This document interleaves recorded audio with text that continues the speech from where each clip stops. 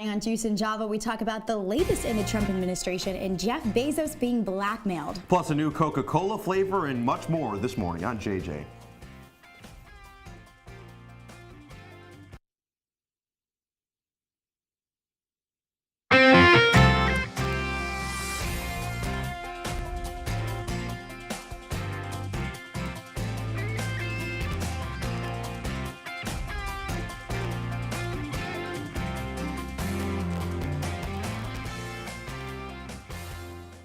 Good morning, and thanks for starting your morning with us. I'm Rebekah Castor. And I'm Noah Eagle. Let's kick things off with your morning brew. All your top headlines from this week. The Zeta Beta Tau fraternity has been suspended by the Syracuse University Conduct Board yesterday. Details are still coming out. And lacrosse season has begun. The men's team lost to Colgate last night by a score of 12-9. However, the women's team brought home a victory over Connecticut. Waverly Avenue is now open after being closed to fix a burst pipe. Residents in Watson Hall had their water restored yesterday afternoon. Meanwhile, in Virginia, a leadership crisis is taking place as a picture of Governor Ralph Northam surfaced wearing blackface. But I believe then and now that I am not either of the people in that photo. I am asking for the opportunity to earn your forgiveness. The current Lieutenant Governor Justin Fairfax has been accused of sexual assault by 2 people. In addition, the Attorney General came out saying that he had worn blackface in college. Senate Majority Leader Tommy Norman was also the editor of a yearbook that contained a number of racist photos. Members of Congress, the state of our union is strong. And President Trump delivered his second annual State of the Union on Tuesday. He covered issues from immigration to the country's plan for space this year. And the struggle in Venezuela continues. Nicolas Maduro ordered a blockade on the border between Venezuela and Colombia to prevent humanitarian aid. This has been your morning brew.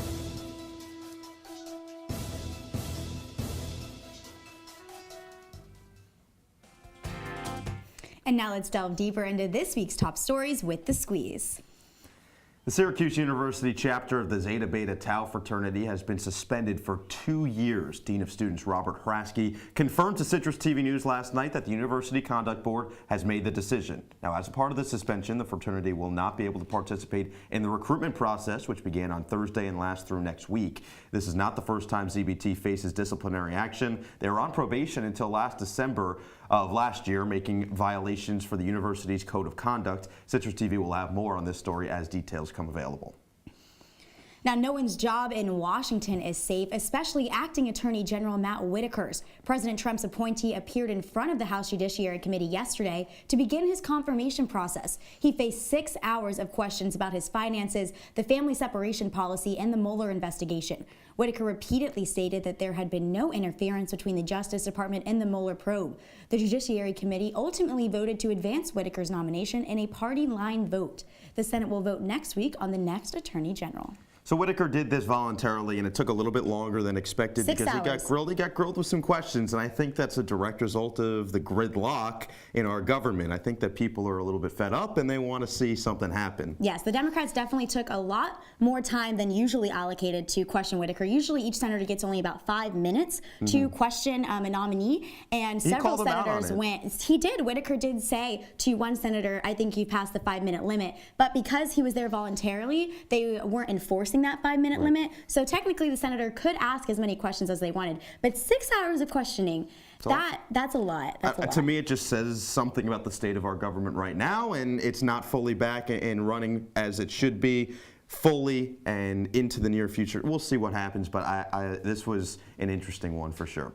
An Idaho nurse is pleading guilty to tampering with evidence in the disappearance of a Colorado woman. Kelsey Barrett, the pilot instructor and mother of one, is still missing, but is actually presumed dead. Her fiance, Patrick Frazee, has been charged with her murder. The nurse, Crystal Kenny, admitted to moving Barrett's phone in order to obstruct the investigation. Although officials have not commented on the nature of Kenny's and Frazee's relationship, Kenny stated that she was aware Frazee had committed a homicide, and as part of a plea deal, Kenny has agreed to testify against Frazee. Yes, and also part of this plea deal is that she gets to walk free right now until after the trial is done.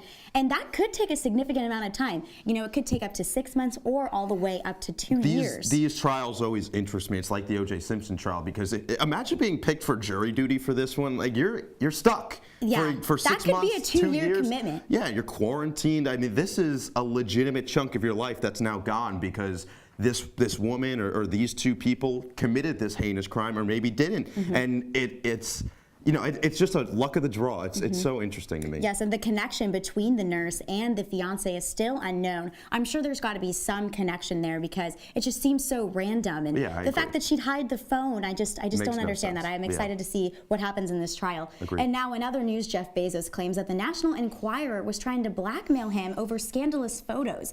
The photos include him scantily dressed with the woman he was allegedly seeing. Bezos believes that the blackmail was politically motivated as he owns the Washington Post. The Amazon founder and CEO published a blog post revealing the situation on Thursday. Bezos also published the list of demands sent from the owner of the National Enquirer, American Media Inc. The demands included a public, mutually agreed upon acknowledgement from the Bezos parties, agreeing that they had no knowledge for suggesting that the American media's coverage was politically motivated. All right, it's been a tough couple of weeks for Jeff Bezos, not going to lie. But hey, he's still got $70 billion to his name. So. Well, maybe he doesn't because, you know, the divorce, you know, he could lose half of that. No. Half of what his net worth is $70 billion.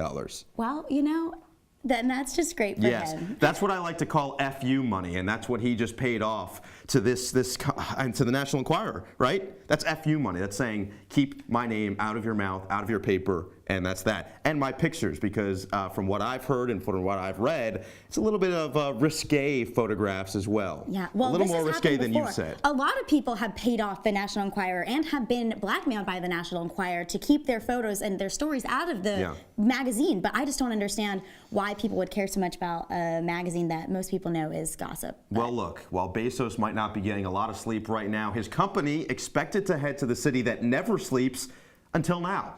Amazon is reconsidering its New York City location after many politicians have opposed the new campus. Governor Andrew Cuomo and Mayor Bill de Blasio are both in support of the project, but many other New York politicians are not. Despite the efforts against Amazon, opinion polls show that many are in support of the company, and if the campus is built, it will create 25,000 jobs. But New York State is not expected to approve the plans for the site until 2020.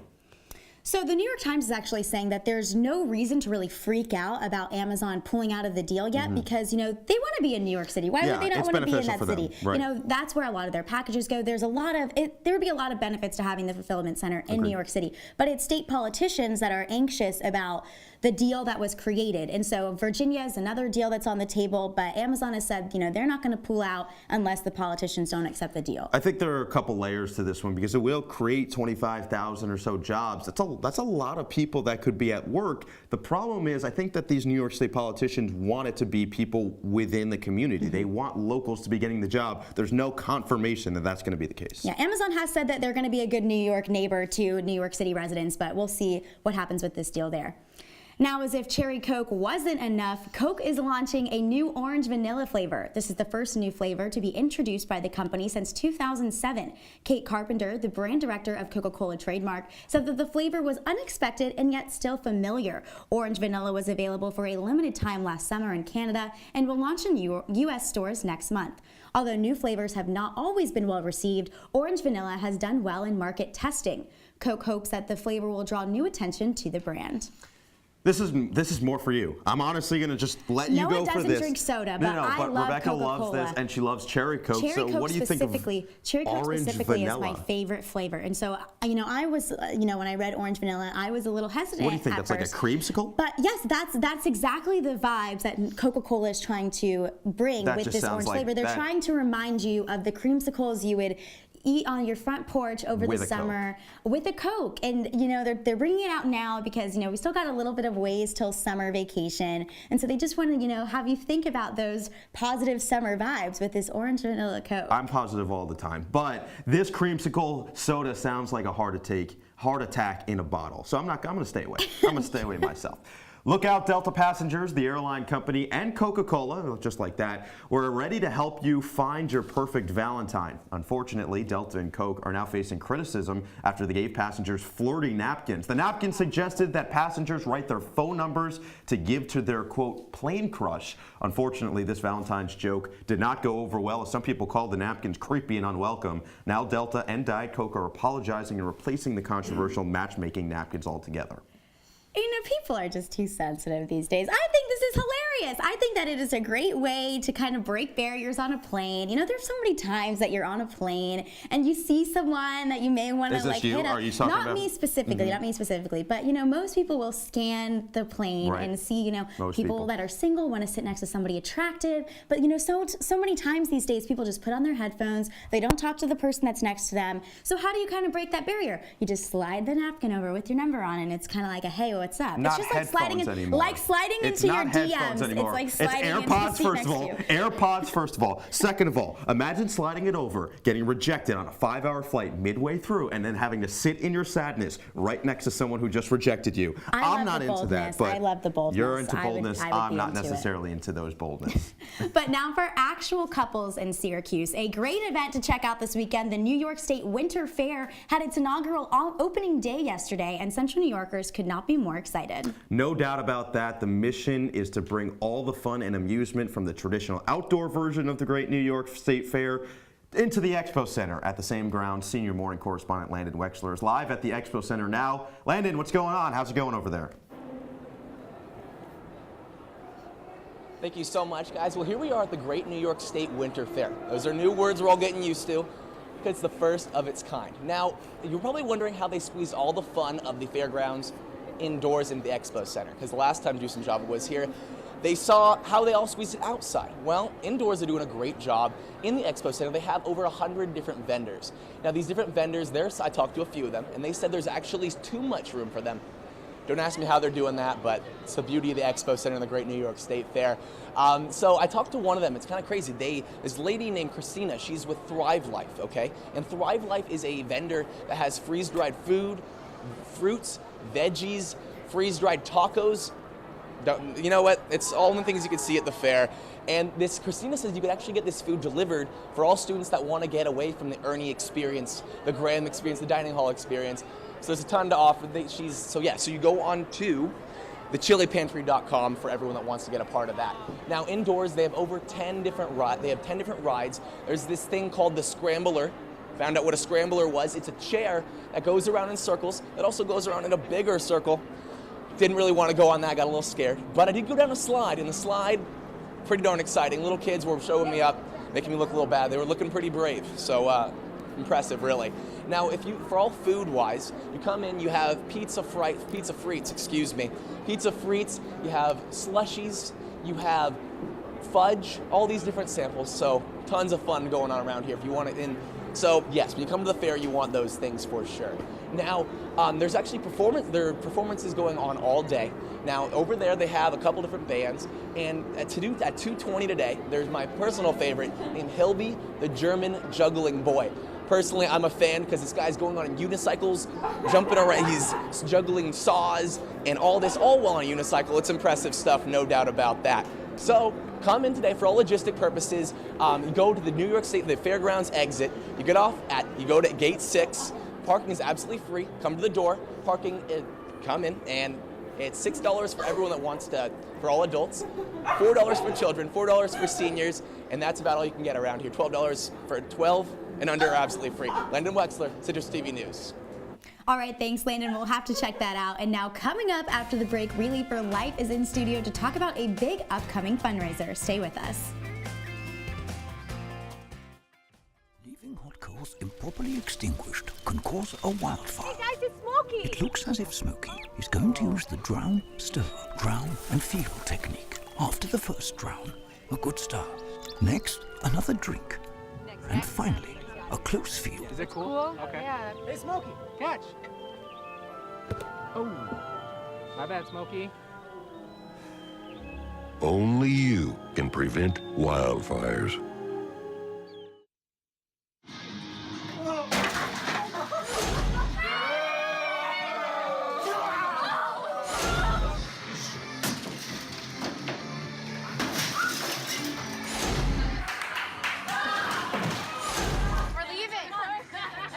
party fouls are pretty dumb. But if you decide to drink and drive underage, you could lose your license and your freedom. Underage drinking and driving. The ultimate party foul. They'll test you. Try to break your will. But however loud the loudness gets, however many cheese puffs may fly, you're the driver, the one in control. Stand firm. Just wait. And move only when you hear the click that says they're buckled in for the drive. Never give up till they buckle up. They call me Maxie, but I prefer tripod. I was your above-average four-legged homie, and then wham-bam minivan. Some people pity me. Now that's lame. I still run, fetch, and swim. And the ladies love me. I'm the ultimate wingman. Just don't ask me to high five.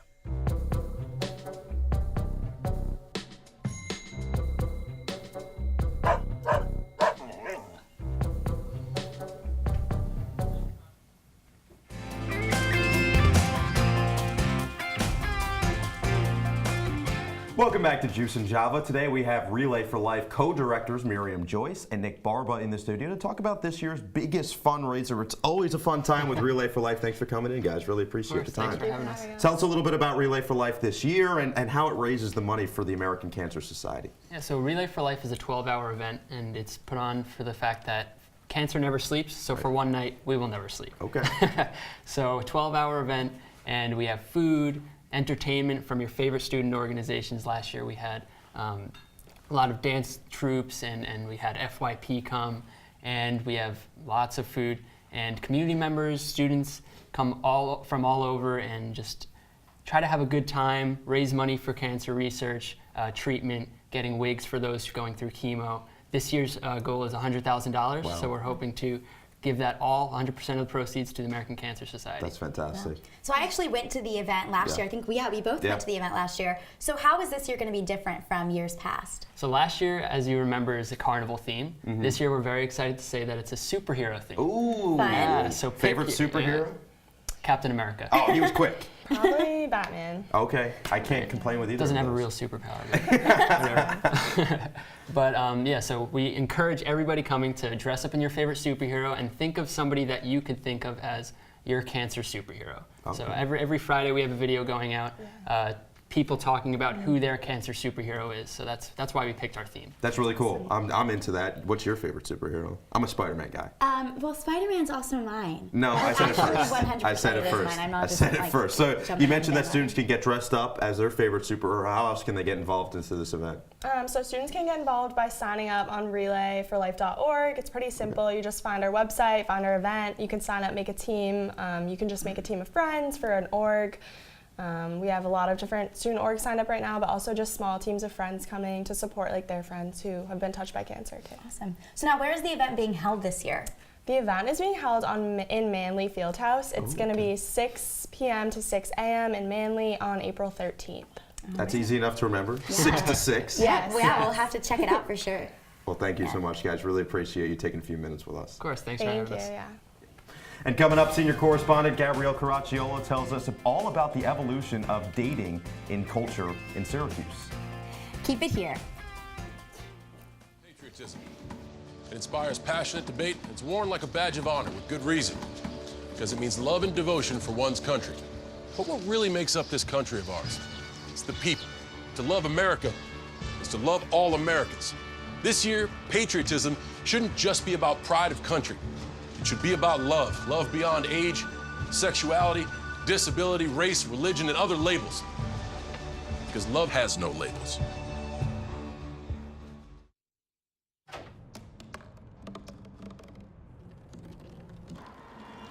Everybody has a dream.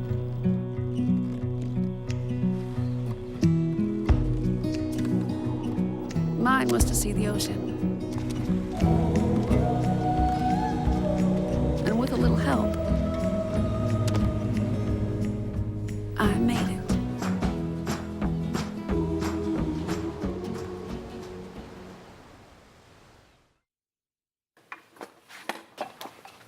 Did you hear about the pony with a a sore throat?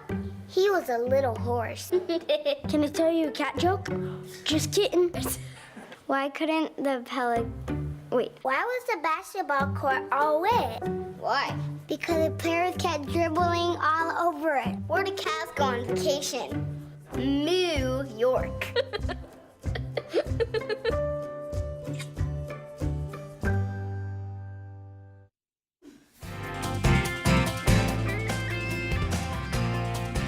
Welcome back to Juice and Java. Valentine's Day is right around the corner, but last year Syracuse was named the worst city in the U.S. for dating. Juice and Java morning correspondent Gabrielle Caraciollo is in studio with how people have reacted to the news. Gabrielle? Thanks, guys. That's right. Despite topping the list of worst cities in the U.S. to date in last year, this year Syracuse had a comeback and wasn't even on the list. I talked to some SU students and Syracuse residents to see why they think the dating scene here used to be the worst. It's just so hard with the weather to go out to places and meet new people, so it makes it really tough. So cold out all the time, I never want to leave my room. And most people I spoke with agreed more with this year's assessment of the dating scene here in Syracuse, that we shouldn't be on the list at all. They say it is definitely not the worst. I've been thoroughly successful. I mean, I don't date, but I mean, I think people are, really attractive here, and I see a lot of single people out there, and some people are available. I think it's not bad. Okay, I'd say it's okay. Yeah. Okay. I hear it's pretty good.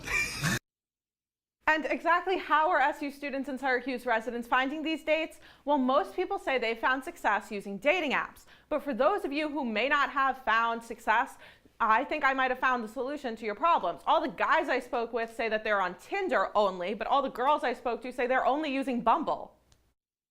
Do you use dating apps? I do. Which ones? Tinder. I am on Bumble. How do you like it?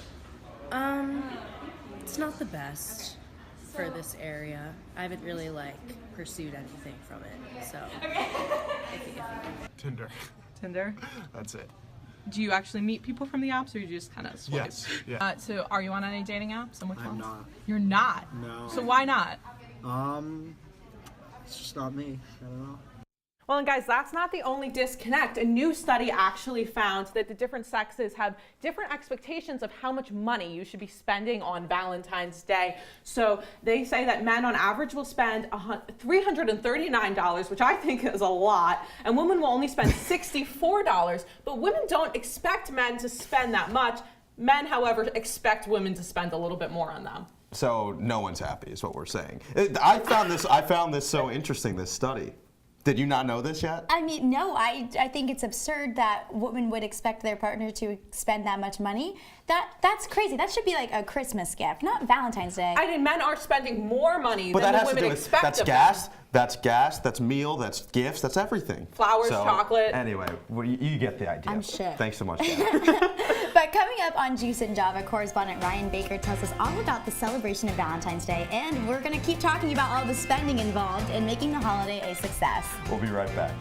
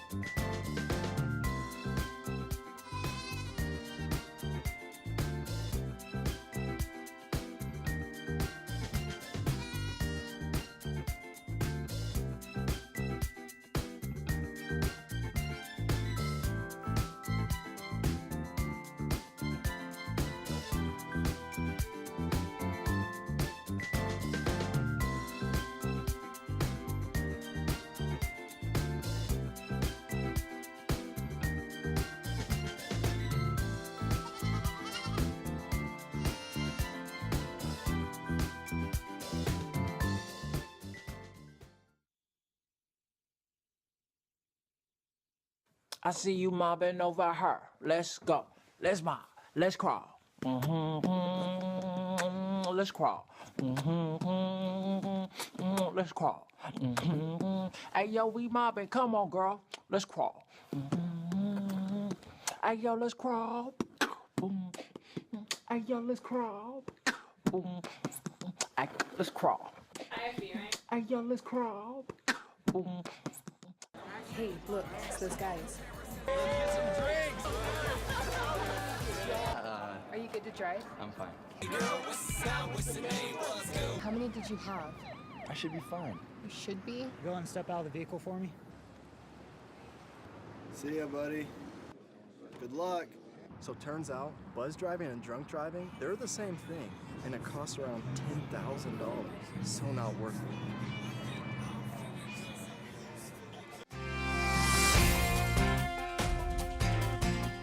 Welcome back to Juice and Java. It's hard not to notice all the hearts, roses, and chocolates when you walk into any store, but how much are people really spending on their Valentines this season? Our correspondent Ryan Baker is here in studio to tell us all about how Americans plan to celebrate their February 14th. Thanks so much, guys. Well, it's looking like you may actually be able to get that dinner reservation for Valentine's Day this year. According to a survey by the National Retail Federation, there's a 22% decrease in the number of Americans that will actually be celebrating the holiday compared to last year. The Federation has also said that just over half of millennials will be celebrating. The people surveyed often expressed that their disinterest came from the heavy commercialization of the holiday. While less people will be celebrating Valentine's Day, it is, however, projected that more money will be spent than ever before. The United States alone spending is expecting to see a 6% increase from last year, with total spending likely to hit $20.7 million. A survey conducted by Bankrate shows that men spend an average of $339 and women spend an average of $64 on the holiday, as correspondent Gabrielle said before. Despite this spending discrepancy, the survey showed that men hope that their partners spend a little over $200, while women only are expecting gifts approximately $150. All I can say is it's important to keep in mind that the whole idea of Valentine's Day, and just remember, love don't cost a thing. Back to you guys. All right, thanks, Ryan. Now, coming up, Noah and I talk about one of the most interesting Valentine's Day stories we've heard so far. Stay with us. This is the story of a boy who didn't talk for a long time. The boy liked things to always be the same. Any changes would scare and upset him. The unknown was an unfriendly place. The boy was very sensitive to lights and sounds. So he built secret hiding places where they couldn't get in. The boy didn't like looking people in the eye. He wasn't trying to be mean, it just made him feel uncomfortable. Sometimes he would flap his arms again and again. One day, I found out I have something called autism. My family got me help. Slowly, I found my voice and learned all the ways I could live with it better. Early intervention can make a lifetime of difference. Learn the signs at autismspeaks.org.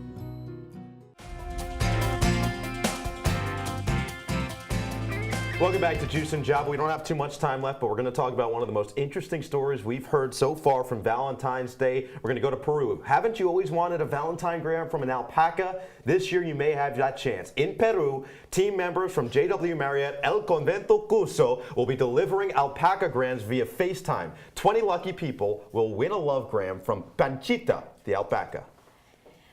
Wow, you know, I would have never thought about this. Don't you want Panchita to say, te amo? You know, I think I do want that. You know, I think I need to go to Peru right now to get that. Lima, Peru, right? Yeah, Lima, Peru. It's definitely it's definitely very different from the candy grams you would get growing up in, you know, middle school, high school, elementary school. Definitely a different twist on this. But that's all the time we have for you this morning. Make sure to follow Citrus TV on Twitter at Citrus TV News and check out our website. I'm Rebekah Castor. And I'm Noah Eagle. Have a great week, Syracuse.